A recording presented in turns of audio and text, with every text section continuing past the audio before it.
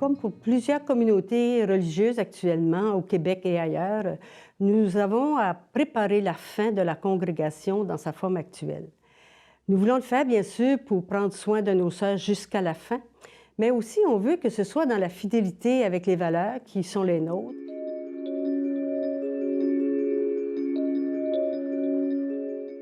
Vivre ce moment comme, non pas comme un crépuscule, comme une fin, mais comme une aurore en créant du neuf.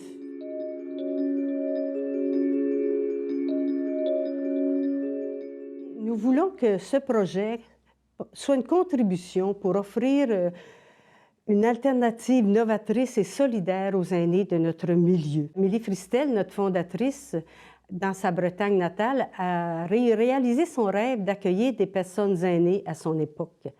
Je dirais un peu plus de 180 ans plus tard, nous voulons, faire un projet semblable, donner naissance à un projet dans le même esprit, mais dans l'anodiase cette fois ici.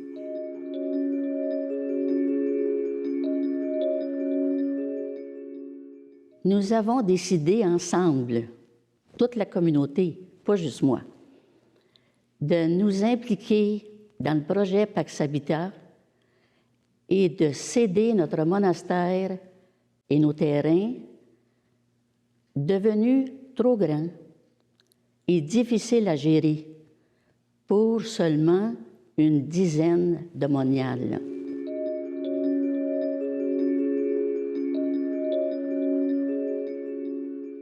Nous ne ferons pas ce projet toute seule parce que pour nous, c'est très important de le penser, de le réfléchir en partenariat et de le vivre avec d'autres. Ce sont des valeurs qui nous sont chères et qui fait que nous avons toujours voulu travailler ainsi dans notre histoire et on souhaite que ce projet soit un magnifique projet, vécu ensemble, porté avec plein d'autres personnes autour de nous.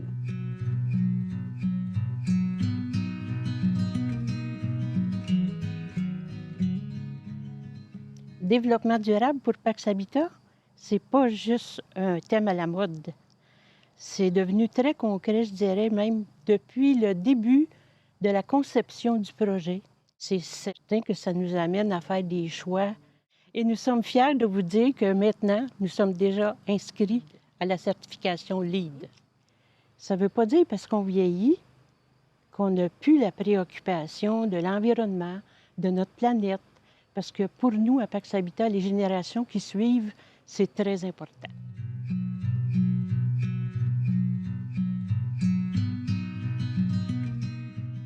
Le conseil d'administration a une grande préoccupation pour les personnes aînées qui ont un modeste revenu. Dans le territoire, ici, on sait que 60 des personnes aînées ont moins de 30 000 par année de revenus annuels. Donc, c'est important d'avoir un coût de loyer abordable pour ces gens-là. On veut donc s'assurer qu'à maturité, dans notre projet, les gens ne paient pas plus que 50 de leurs revenus pour pouvoir se loger et se nourrir convenablement. D'abord, il faut dire que le projet va être administré par un conseil d'administration qui va être un organisme sans but lucratif.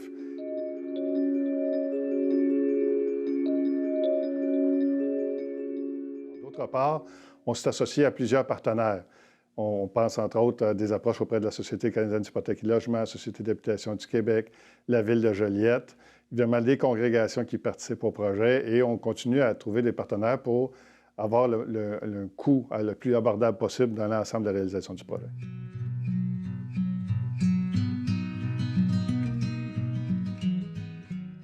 Ce que tu dois savoir, nous autres, comme communauté, on a toujours vécu avec les gens.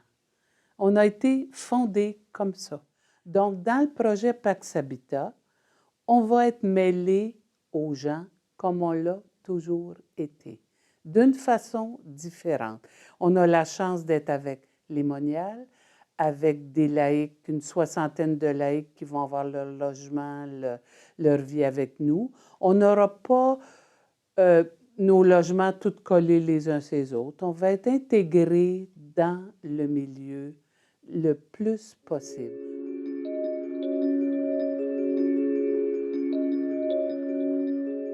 On est dans un monde où la religion, la spiritualité a évolué. Et pour le projet Pax Habitat, même si l'inspiration vient de deux communautés religieuses, c'est avant tout un projet profondément humain. La bienveillance, l'entraide, la solidarité, le respect de la dignité humaine. Ce sont les valeurs fondamentales qui ont inspiré le projet. Donc, c'est pas être uniquement catholique, c'est d'être profondément humain.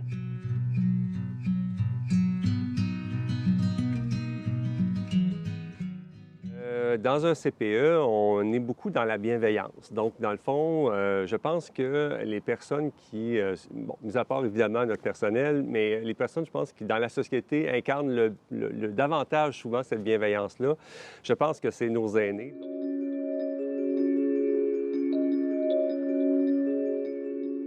Des jardins, des potagers magnifiques.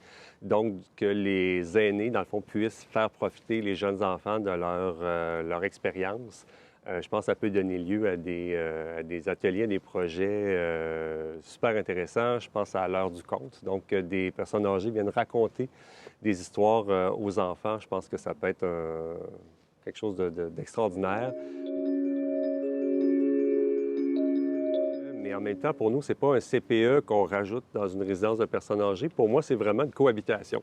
Donc, dans le fond, on profite d'un lieu qui est extraordinaire, qui est magnifique, pour implanter une installation dans un grand projet qui s'appelle Pax Habitat et qui nous rejoint beaucoup. Parce que, d'une part, il y a tout le volet communautaire, donc, dans le fond, de pouvoir faire cohabiter ensemble différentes personnes, différentes missions.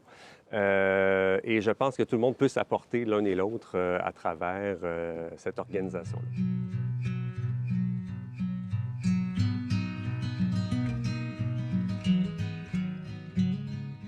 Pax Habitat sera une résidence pour aînés certifiée, ce qui veut dire qu'elle devra répondre à des normes de qualité. Qualité au niveau des soins, au niveau de la formation du personnel, au niveau de la qualité des repas, au niveau de la sécurité du bâtiment et au niveau des activités d'animation.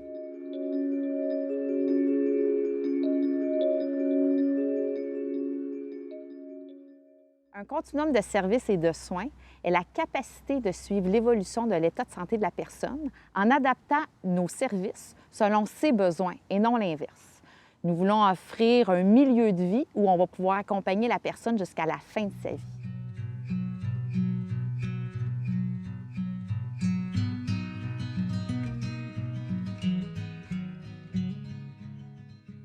Nous ne perdons pas notre vocation monastique. Nous demeurons bénédictines. Étant habitués à vivre en vie monastique, en vie cloîtrée, je vous dis que ça prend de l'audace pour pouvoir embarquer dans un tel projet. Mais ce qui nous rassure, notre nouveau milieu de vie sera adapté, mieux adapté à nos besoins. Il nous permettra de poursuivre notre mission d'accueil et de prière à Joliette, dans notre beau jardin monastique contourné par la rivière l'Assomption.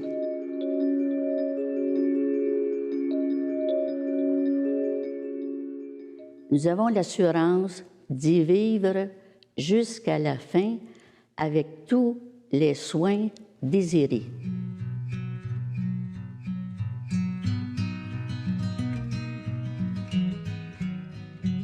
Ce projet-là est magnifique dans le sens où le contenant, qui est la résidence pour personnes aînées, n'est pas que ça. Moi, je vais vous parler du contenu, en fait, là, toute la vie qu'il va y avoir dans ce projet-là. Les aînés sont là, mais ils vont aménager leur espace. On est ouvert sur la collectivité. Il va y avoir des résidences d'artistes, il va y avoir des conférences, il va y avoir des concerts. On va faire de l'exercice physique pour les gens. On va inviter toute la communauté à participer. Le monastère va aussi être occupé dans le sens qu'on va y redonner une portion de vie, en fait, qu'on va utiliser par toutes sortes d'activités aussi qui vont se tenir à l'intérieur, mais il va y avoir aussi des salles, des organismes qui vont être là. Il va y avoir des cours, il va y avoir plein de choses.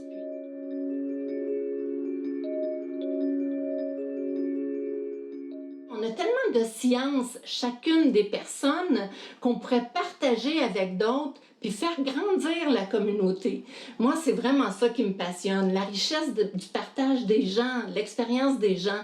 Fait qu'on va faire du bénévolat à l'intérieur de ça, les gens vont s'impliquer, on va s'entraider, on va s'amuser, ça va être vraiment, vraiment génial.